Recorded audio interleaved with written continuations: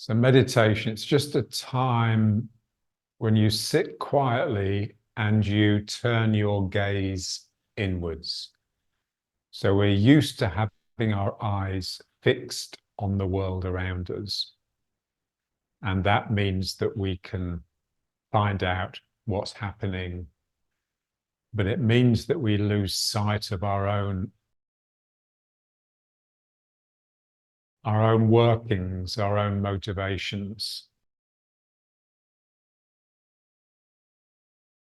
We make a distinction between the external and the internal. So the external is like the outside, the bit you can see and sense with your five senses. And the internal is what's happening inside you. The internal is just the unconscious for me. It's that vast ocean of feeling that we find it very difficult to put words to. We put words to visual images and to ideas, but feelings remain nebulous at best. So what we want to do is somehow learn to unfocus the eyes. So I really believe that the reason John's Tai Chi was so good, really second to none, was because he couldn't see, because he couldn't really focus his eyes on things. Everything was blurred. And when the opticians would check his eyes, they could find nothing wrong. You know, his lenses focused the way normal people's did. It's just that everything was blurred. And so he didn't look outwards. He didn't rely on what he was seeing all the time. So he's much more inclined to gaze inwards. And really, you know, to start with, the student needs to become a student. So for me, what that means is they need to start practicing almost madly, almost obsessively. But really the big breakthrough, and it's a real sea change, happens when the student is able to practice but turn their gaze inwards. You know, so anyone can just drive themselves through a regime of work, but to actually always be turning it back on you is actually very difficult. Let's just try an exercise for the eyes. So this is an exercise that is meant to help relax the eyes. But what I find it useful because it also softens the gaze so that you're less inclined to latch onto things when you look at the world. It's a technique from Bates' method, which is a method of visual re-education. And me and Roberto both attended a Bates teacher up in East Finchley back in the mid-80s. And she'll be well dead now because she was in her 90s then. And she had learned from a student of Bates himself. Their first exercise, really, their fundamental exercise is what they call palming. So what that involves is placing the hands over the eyes. So if you just watch what I do, I just place my hands over the eyes and they overlap on the bridge of the nose.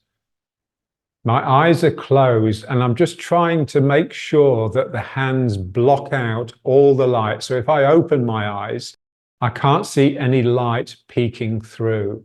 So that's important. I want to get almost watertight seal around the eyes.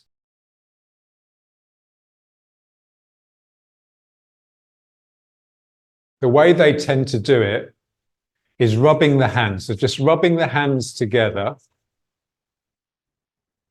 just to try and bring the temperature of the hands up a little bit from the friction, just a degree or two.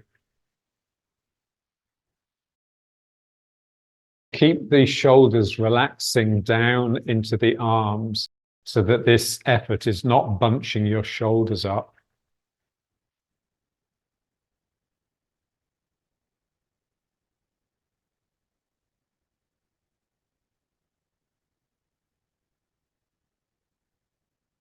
And then hands over the eyes. So the hands should feel slightly warm. Your eyelids are closed, so the heat of your palms is gently coming into your eyeballs, and the eyes are just softening because it's all dark. The eyes don't focus because you can't really see anything. So they're sort of drifting in and out of focus. So this is how the eyes should be operating. It's like the eyes should be breathing. When we fix our eyes onto an object, then it inhibits the breathing of the eyes. You're meant to hold this for 5 minutes. We'll hold it just for a couple.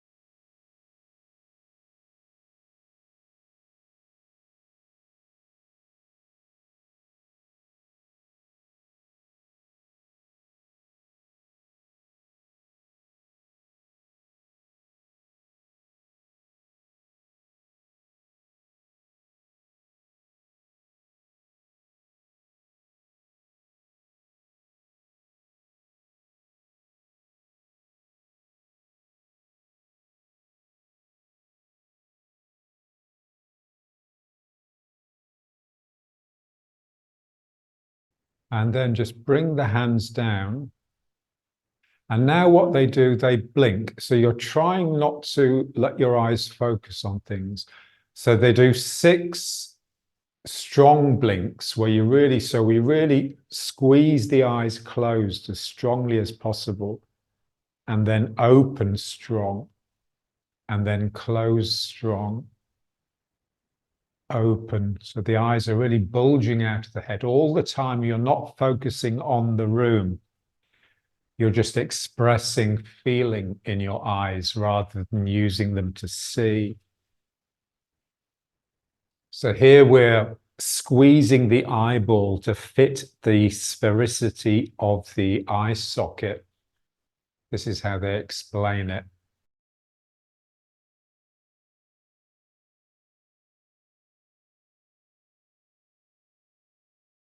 And then they just do 6 quick blinks. So 1, 2, 3, 4, 5, 6. I just do a whole series of them. And now let's just repeat the whole thing again. So just rubbing the hands. It's always a good idea to do things at least twice. Try and keep the eyes relaxed, so not focusing on things. You sort of see things, but they're shadowy and blurred. This is how the eyes are meant to be used in Tai Chi anyway. We hood the eyes, we never look at anything. If the eyes seem to flare, it's because spirit is expressing through them, not because I'm looking, staring at anything. And now, hands over the eyes again.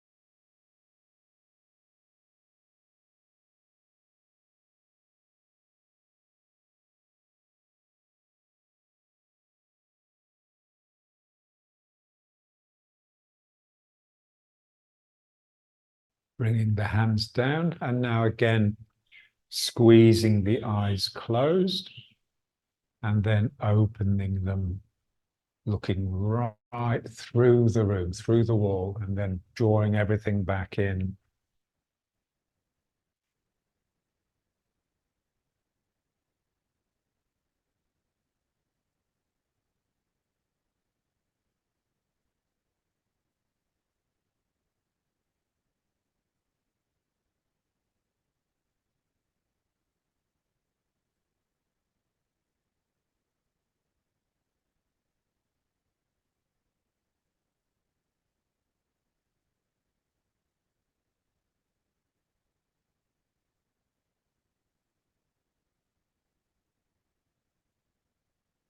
And then just blinking quickly a few times.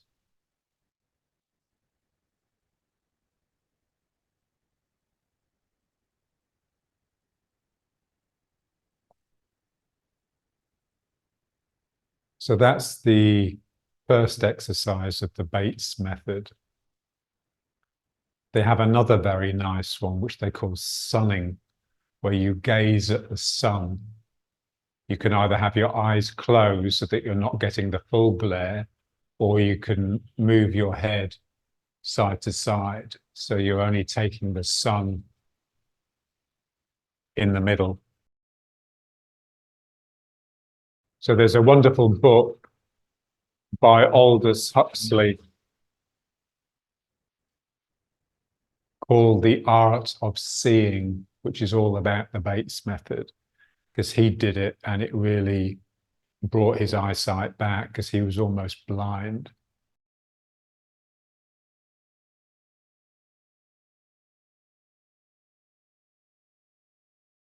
It's just important that when we relax the eyes because they're so important. So when I relax and sink into myself, my eyes are just no longer latching onto things. It's like the world can just drift past me. Another exercise they do is the one that's very similar to our warm-up exercise where we turn and you're just letting the world just pass by without the eyes hankering to attach to things.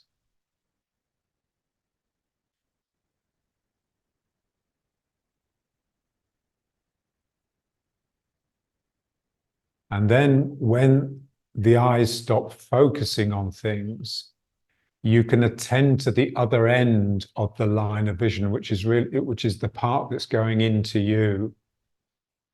So rather than the eyes looking outward at the external world, you're turning inward. It's exactly what happens in therapy.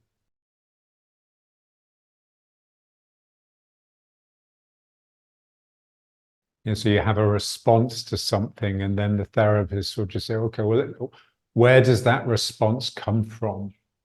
What level of childhood trauma has caused that response to come out? Because it's not correct and it's not natural. Different people have different responses to the same thing. And so what is it that makes you respond to things the way that you do? This is what we need to look at to try and get to the truth, which is always hiding underneath.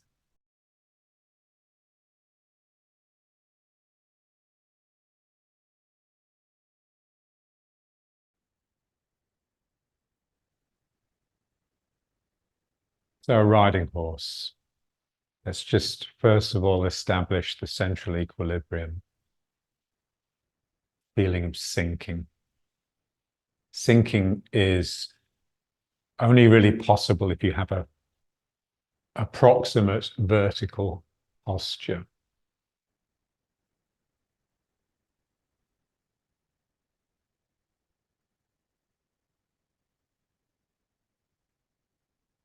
So our posture is vertical in the sense that my sacrum feels that it's directly beneath my sternum.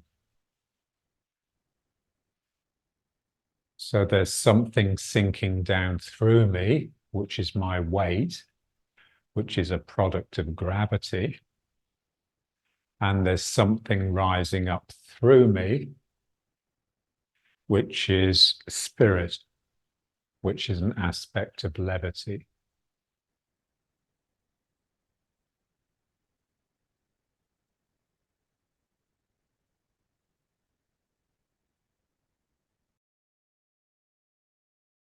Keep the eyes, it's difficult if you're watching a screen, but try not to be too interested in me, fascinating though I am.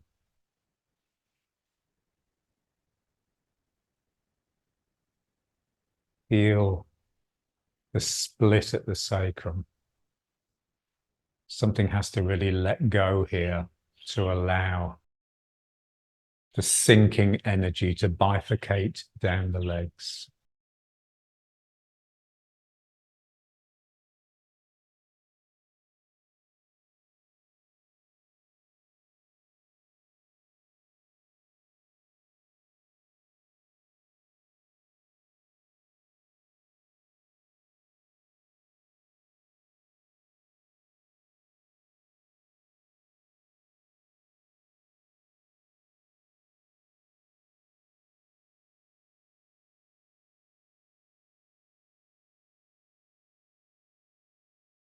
The two circle exercise, you can either feel it in the arms or you can see it in the feet.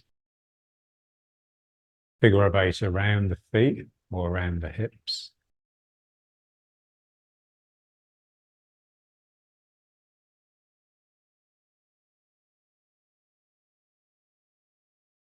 There is 2 circles in front of me, but I want the feeling that they're passing through.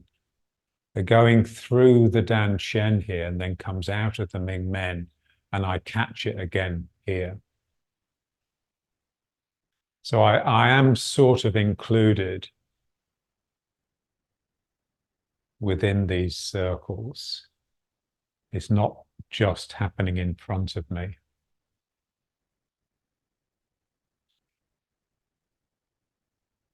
Through my body, and then it's like my hands quickly nips around to the Ming Men and brings it out and around. That has to happen in the mind.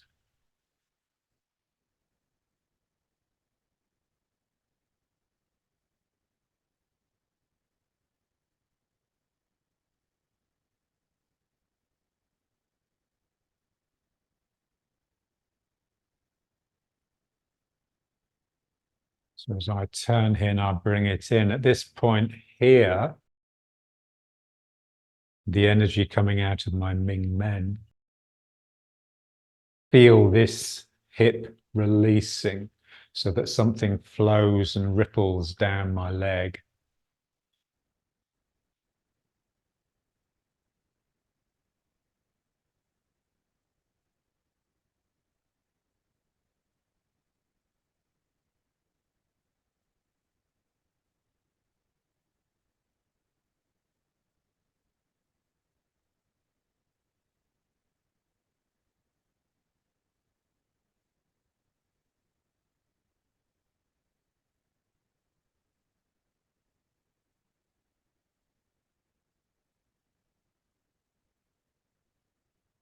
Try and just make sure that your big toes remain pressed into the ground. Mine tend to curl up a bit. So here it's my big toe that's pushing the figure of 8 into the heel of the other foot.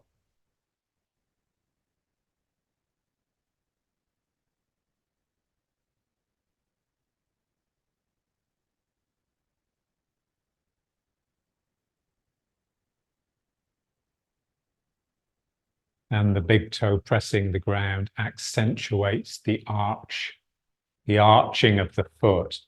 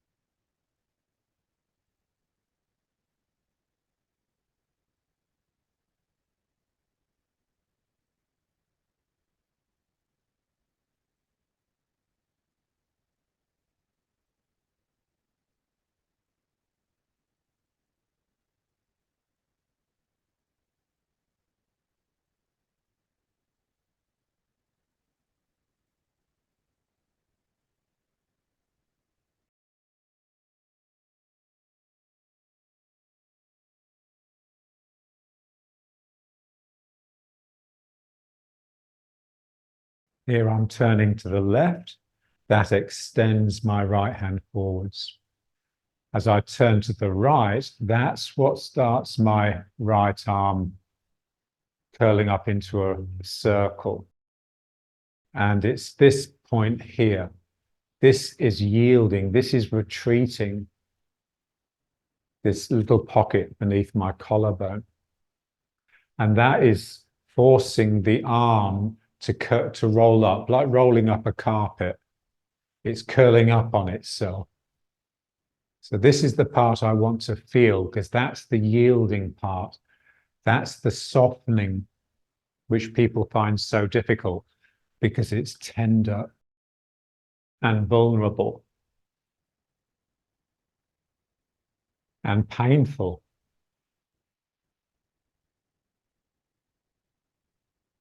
So I turn here. I turn and open, draw in this point here beneath my collarbone. So there's a moment when my hand is moving forwards, but my body is moving back. That's the part I really want to feel and relish.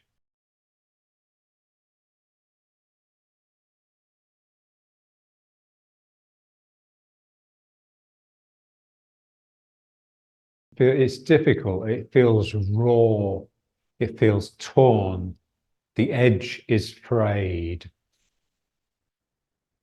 There's all these filaments that are just flailing around, trying to reconnect.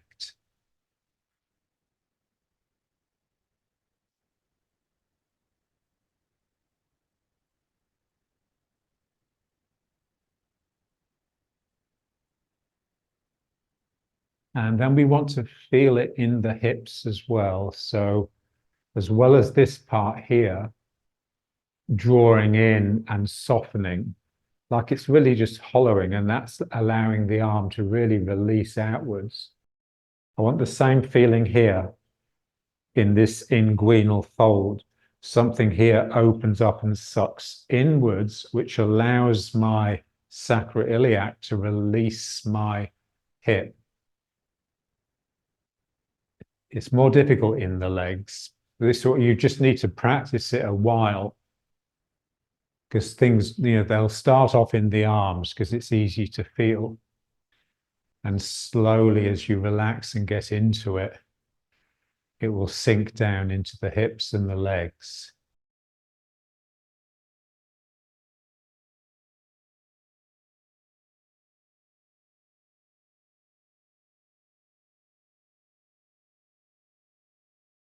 The image that often occurs to me is when a violin player, when they need to play a note that is so long that it's longer than a bow length, they need to change direction with the bow in order to play the note that's long.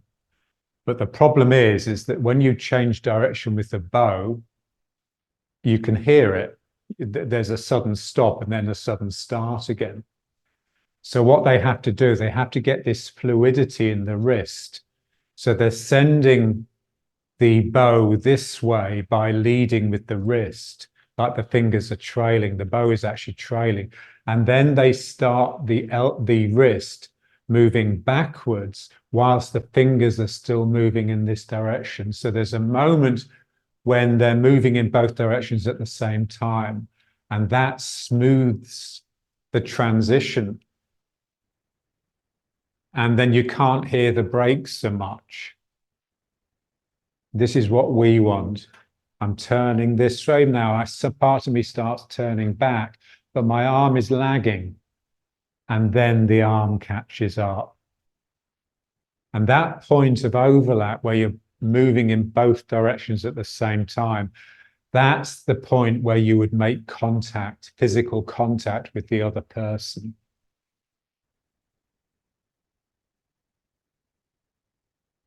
And also when you make physical contact with the ground, when you're stepping lightly.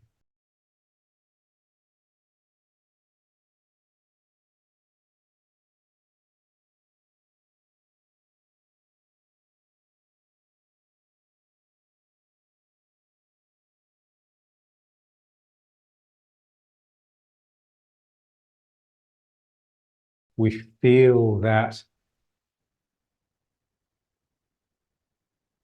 emotion as you tear in two in order to turn back the other way.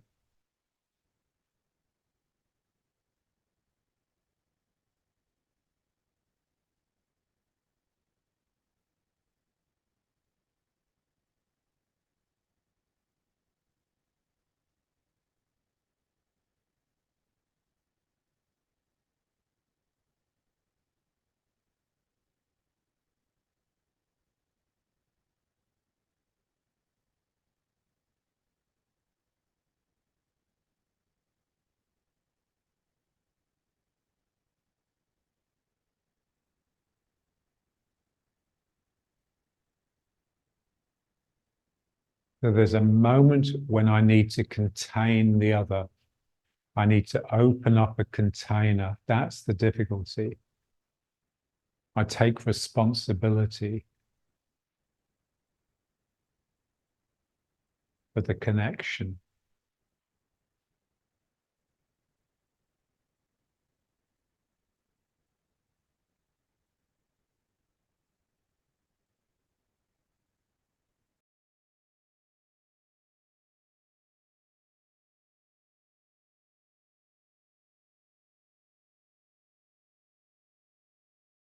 And now let's just bring it back to riding horse.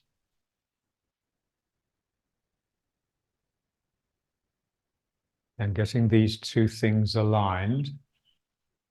We will always tend to want to have the sacrum a little bit back because it gives a greater sense of control. And also because we don't really like it when the heart lifts.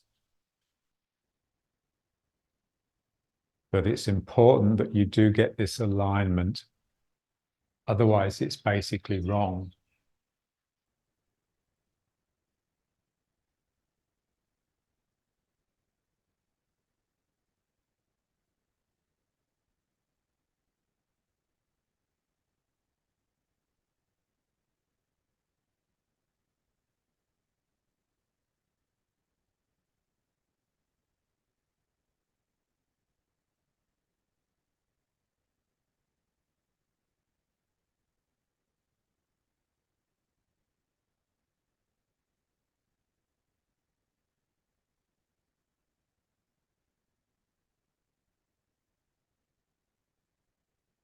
And now just moving from leg to leg by, again, softening and bending the leg. So you can lift the heel to start the leg bending.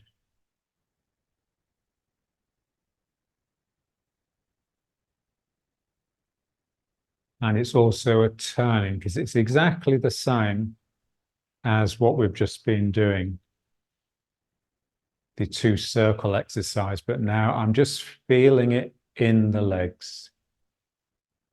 But it's yielding, I'm circling around something. And that circling is drawing me towards the other. The other at the moment is the piece of ground beneath my foot, beneath my empty foot. So when I soften in here, it turns me and it bends the leg, and the bending leg tends to pull me into the foot. So I'm softening and opening up and allowing that ground to come up into this place in my groin. So I soften.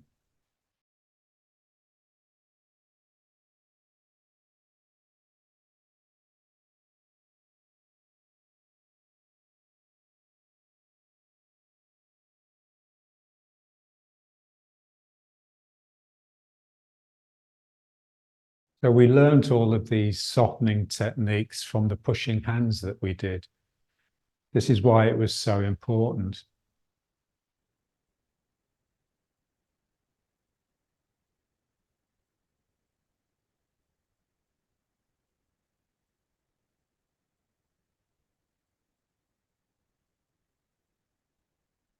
And this is what's, I think, difficult nowadays. People don't want to push hands. They don't see the point. They don't see the value in just standing in front of another person, just doing this all the time.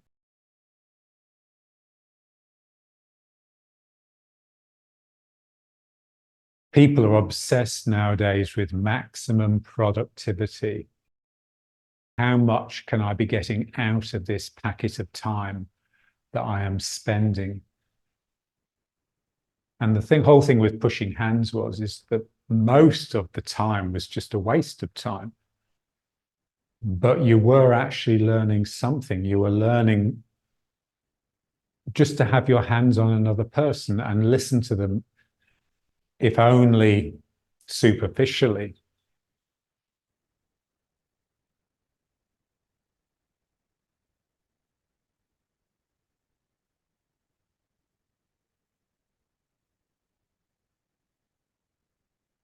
So now people, they would deign to push hands, but only if it was with me. They wouldn't deign to push hands with each other.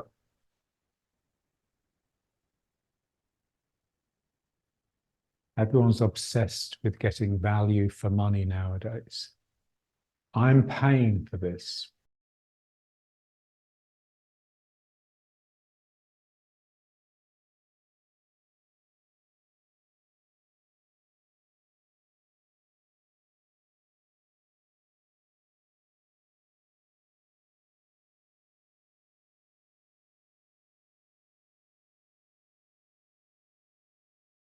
So when I open up to a thing, a person, a piece of ground, an object, there's a sense that my mind envelops it. My mind sort of slips behind it in order to make some sort of complete loop.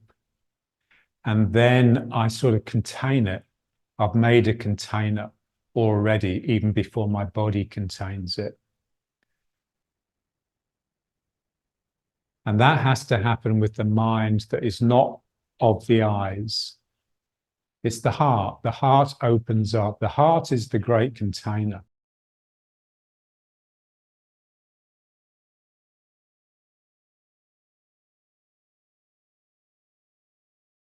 The heart can contain anything. The heart mind.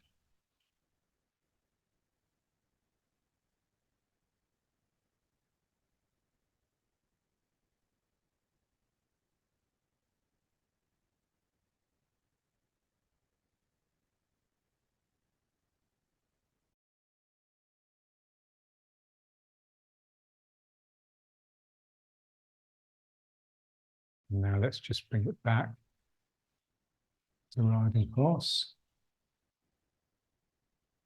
And just feeling the alignment.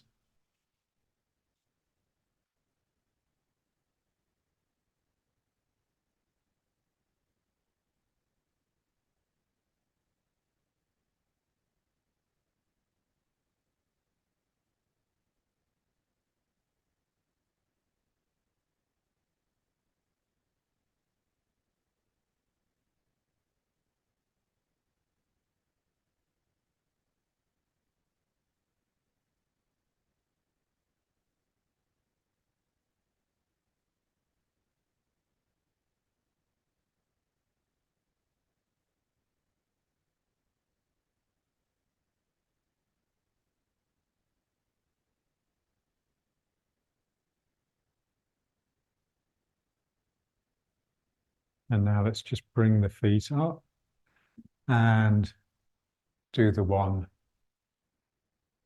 where we come off the heels.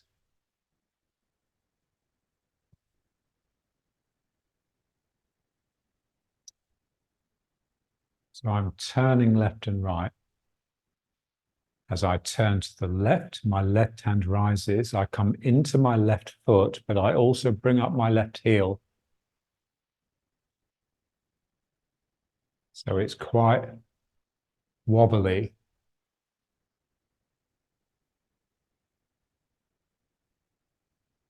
So I turn towards the direction that my spirit is rising. So my hand is coming up, my spirit here is lifting, but on the other foot, everything is sinking now into this heel, but not too heavily because my weight is coming into this foot. So I have a lift in one hand and a sinking and a digging in the other.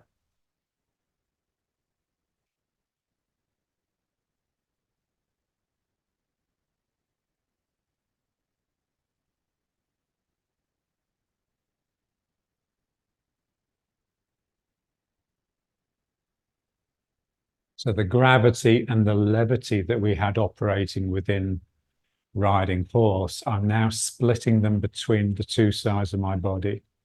One side is expressing the levity, the other side is expressing the gravity.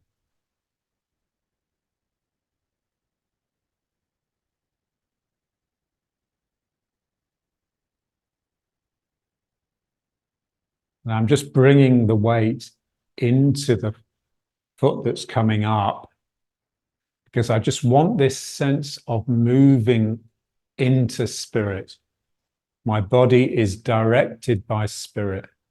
I'm not hedging my bets. I'm not staying back to see what happens so that I can then respond.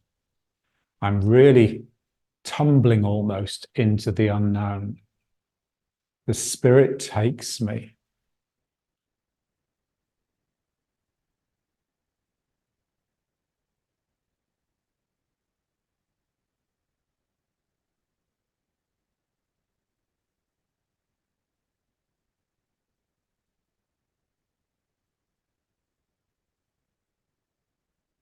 And the wobbliness is really just a sign of its difficulty. You know, it's a difficult thing to let spirit direct your energy. We're so used to spirit getting us into trouble. You know, when you lose your temper or you're impulsive.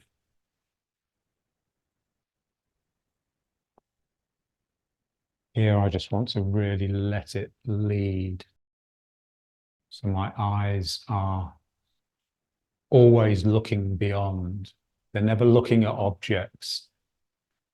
I'm not looking at the object of desire. I'm just looking as far into the future and the distance as I can.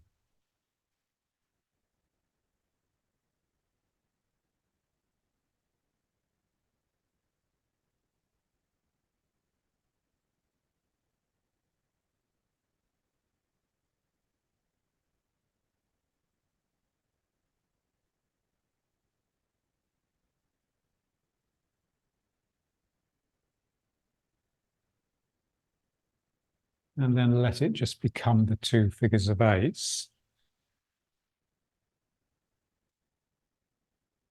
And now you can really concentrate on the bottom circle of the figures of eights. So this circle here that's reaching beneath this heel, it's really scooping like that.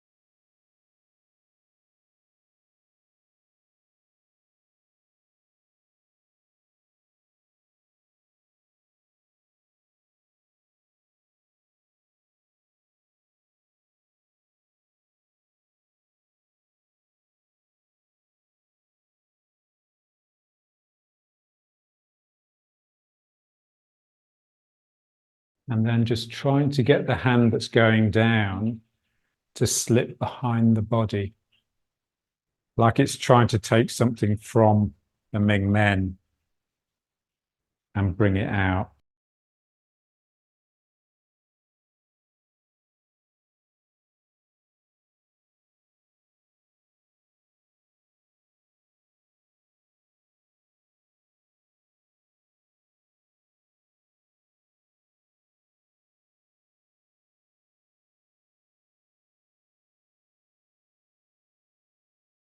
So we just want to encourage the body to be in the middle of my activity. So the activity that I'm creating is not all in front of me.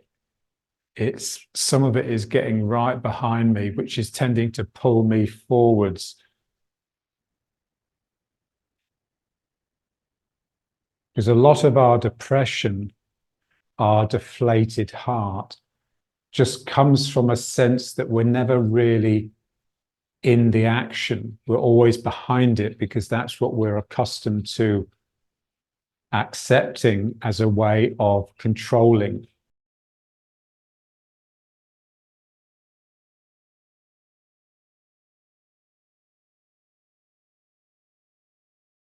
There's a sense that I'm tumbling forwards all the time. There's something behind me that's compelling me, that's pushing me, driving me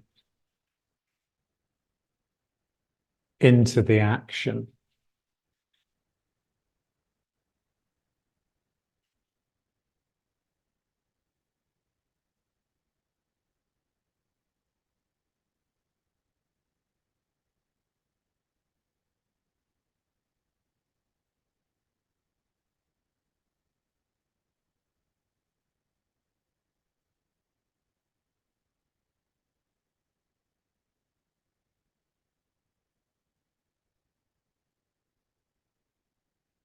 And just back into riding horse.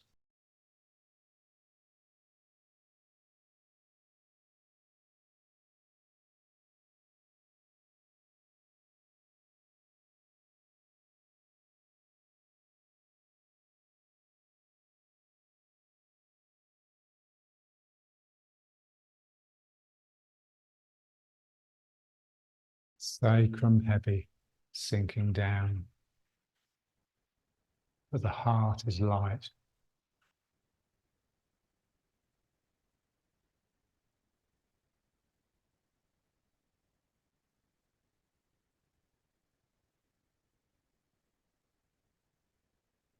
So this is prayer. Prayer is simply praising God. And that really just means allowing your heart to lift. The heart can only lift and endure in its lifting if it is balanced by a sinking within my body.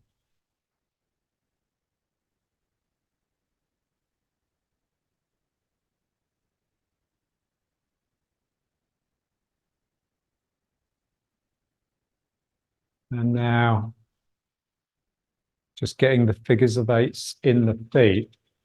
It's the same exercise, really. Everything's the same. But here I really want to feel my hand here scooping around my heel.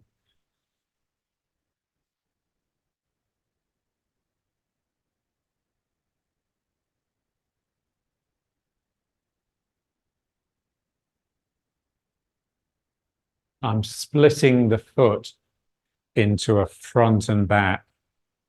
The front of the foot contains the toes and the ball of the foot, and the back contains the heel. As I go around the bottom of the figure of eight, I'm attending to my heel. And as I go around the top of the figure of eight, I'm coming around the front of the foot.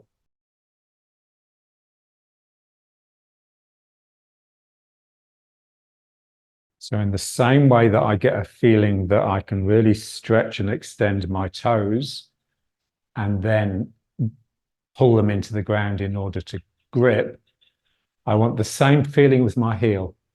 In the same way that I can extend my toes forwards, I can extend my heel backwards and then curl it under. And so that requires you to basically stick your bum out. It requires a release in the tail. So my tail is going out and then hooking under the ground. So really the heel is the tail. The toes are my spirit. The heel is my tail that's reaching back and then digs under and scoops the ground.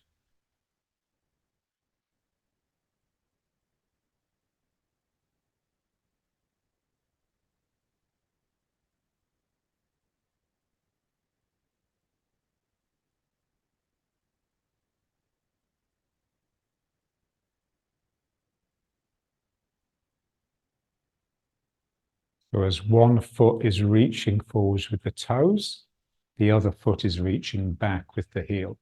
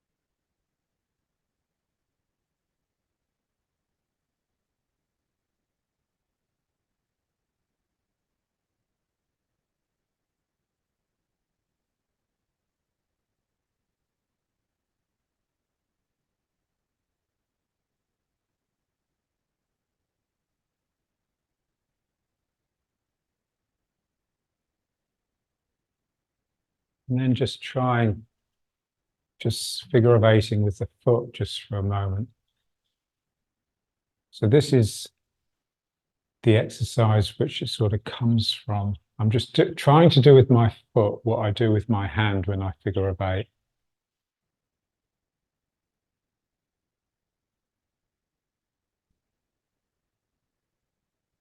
So this is really difficult, turning the waist whilst one foot is off the ground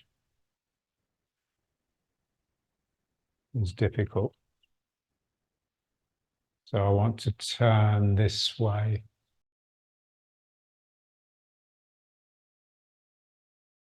This is a real test of your balance. If you can have these soft eyes that we worked on when we were palming at the beginning, if you can have soft, slightly unfocused eyes as you're standing on one foot and as you're turning your waist, then your balance is really good. So we don't want to latch onto objects in the room to give us a sense of balance.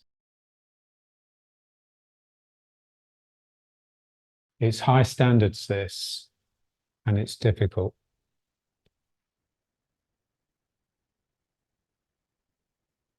Let's try the other foot again.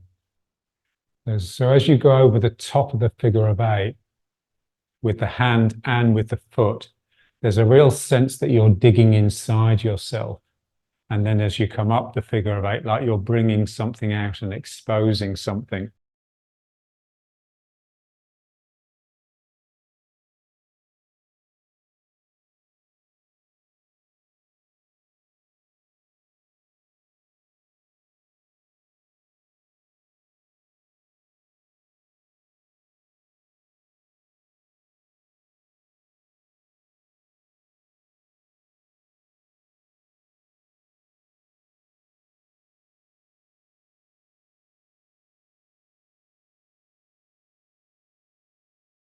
So as you come up the figure of eight, you're extending, you're lengthening, you're lifting the heart, you're arching your back. And then as you go over the figure of eight and come down, you're shortening, you're contracting, you're bowing forwards, and you're really looking inside. So we're just going through the complete range every time we go through a figure of eight. This is what makes it so useful as a therapeutic tool for looking at yourself.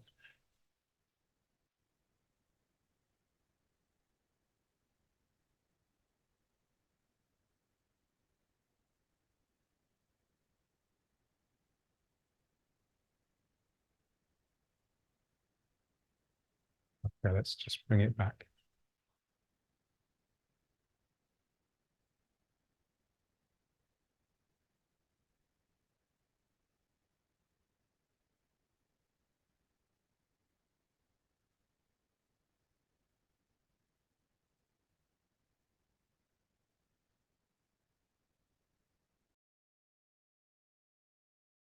Get yourself stable, let it settle, and then you can just let the sacrum drift forwards a little bit so that it's beneath the sternum, so the sternum has a sense of something lifting upwards.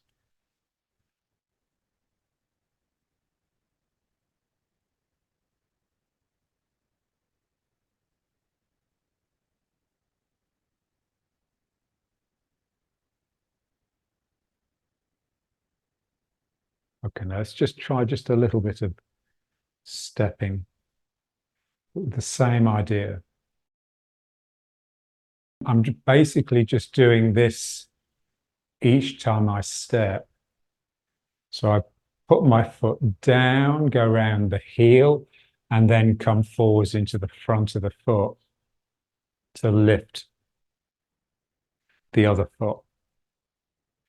So I'm going forwards, put the toes down, and then that cushions the descent of the heel.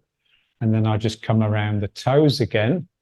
So I have a complete figure of 8 in contact with the ground. And then the other one comes up easily.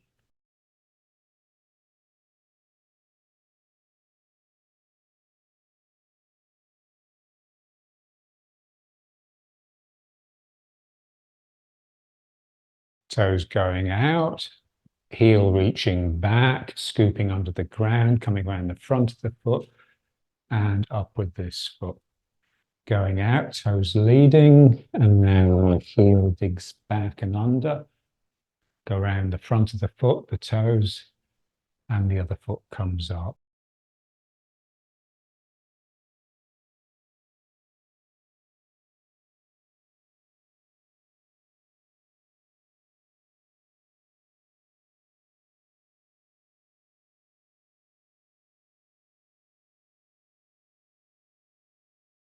The foot goes out, and then it's like the big toe goes down first. I'm sort of curving over. I'm beginning to come down the figure of 8.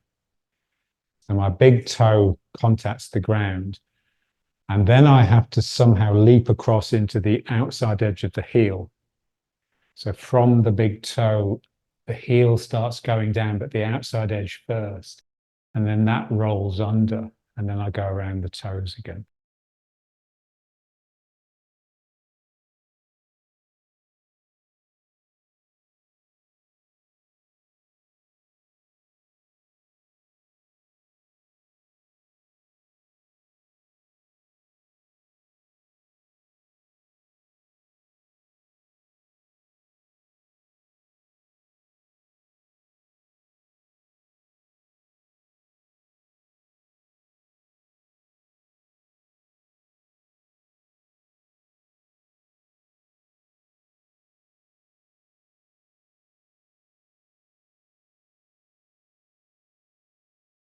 Feel the emotions that you go through as you go around this figure of 8.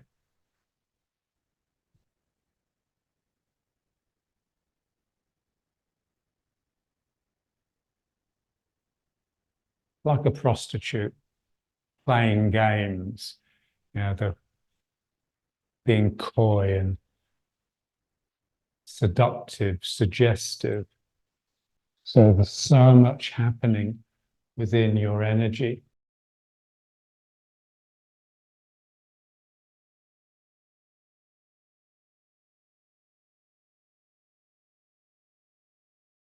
Most of this is just dead in people nowadays. There's no real feeling in them. So we're just really trying to get this feeling that something can ripple up my spine, and then something can ripple down. So real movement up and down the spine.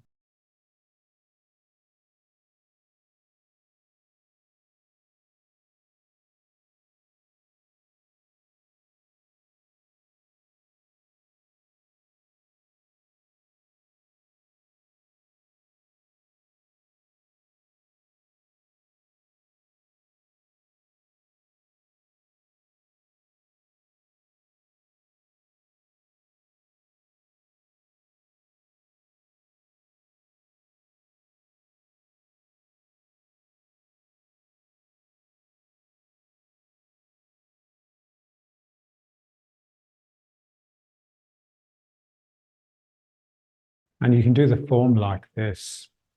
So the whole form can be done as just a sequence of figures of 8s.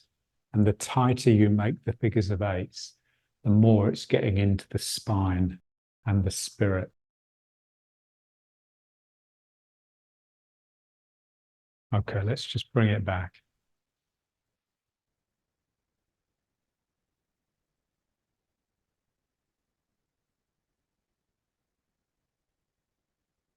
Let the sacrum settle. And then just feel the lightness in the heart.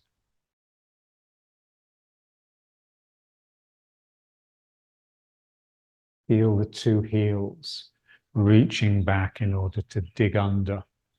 That means you have a sense of your tail sticking out.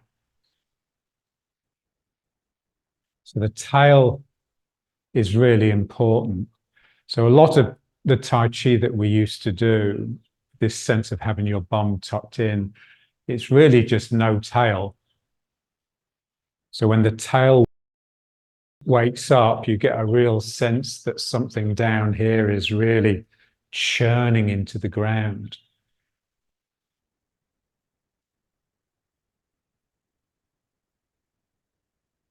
It's like your tail is digging a hole so you can shit in it. That's the feeling. So it's very much of the lower body.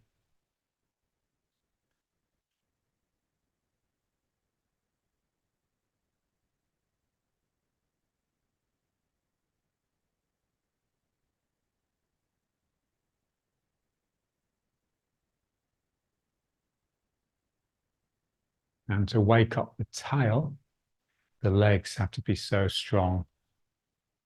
Not just strong, but courageous. You have to be able to really go down without screaming too loudly.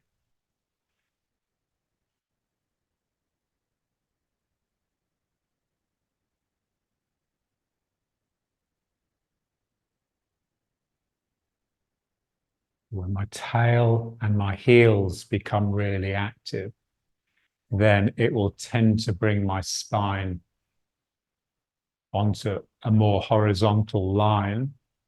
When my heart, not just my lightness, but my ferocity becomes active, it will tend to bring me upwards into the vertical, almost with a sense of leaning back a little bit so that you can get your heart completely facing upwards.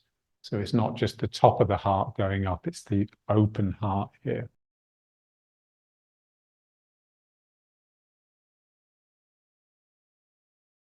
Bring it up.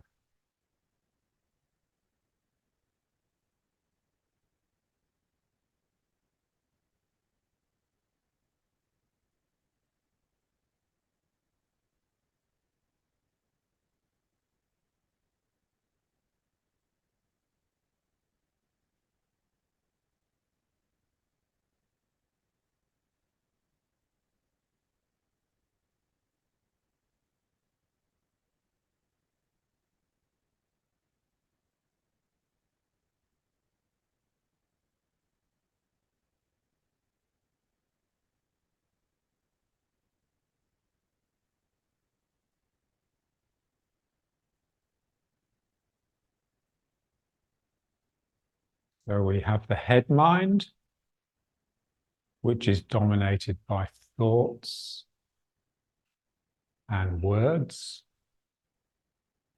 And we have the heart mind, which is dominated by feelings and emotions. The head mind is the consciousness. The heart mind is the unconsciousness. External, internal.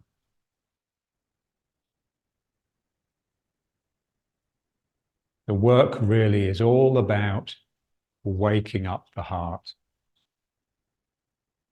And that requires us to put this to sleep or quieten it down. And that's the function of meditation.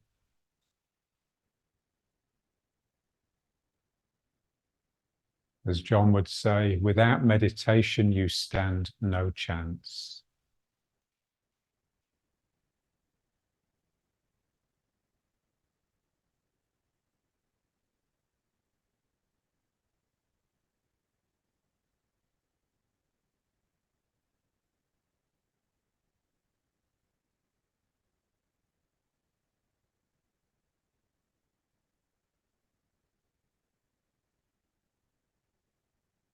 So the head is full of opinion. And what we're trying to do really is just look at where all that comes from. Why do I have this thought? Why do I have this feeling? Where's it coming from inside? Always turning it back on yourself. No one else is to blame. You know, your resentment should be directed inwards, not outwards.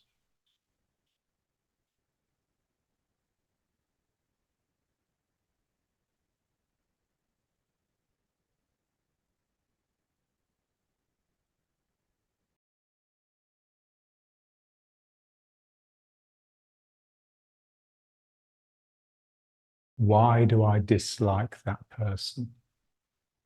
What aspect of myself do they remind me of? So this is the level that we need to be working, always turning it back. And it's very difficult. Even with the help of a therapist, it's difficult. Even therapists don't do it. In a sense, they're the worst. When you meet someone that's able to do that, they are a completely different human being. They're so open. It's frightening. And it's also incredibly beautiful and gives you hope. You think, oh, maybe I could catch a little tiny bit of that before I die.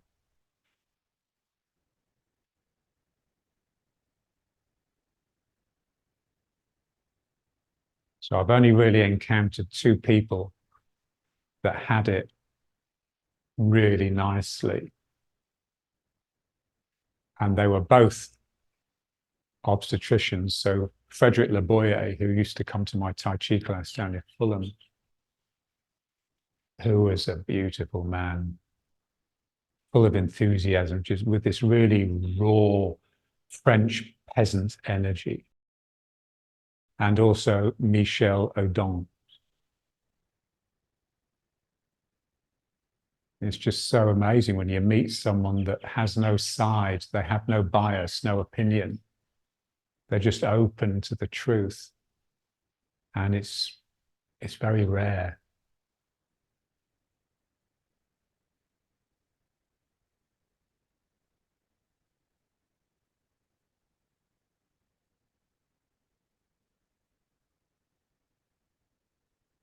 And John always used to say, and this is what the Buddhists say as well, is that the first stage to approaching that way of being is leaving home, leaving tribe, family, and self.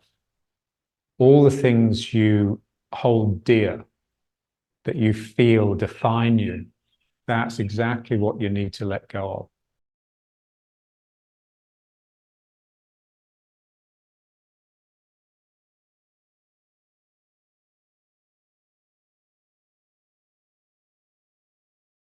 So let's bring the proceedings to an end.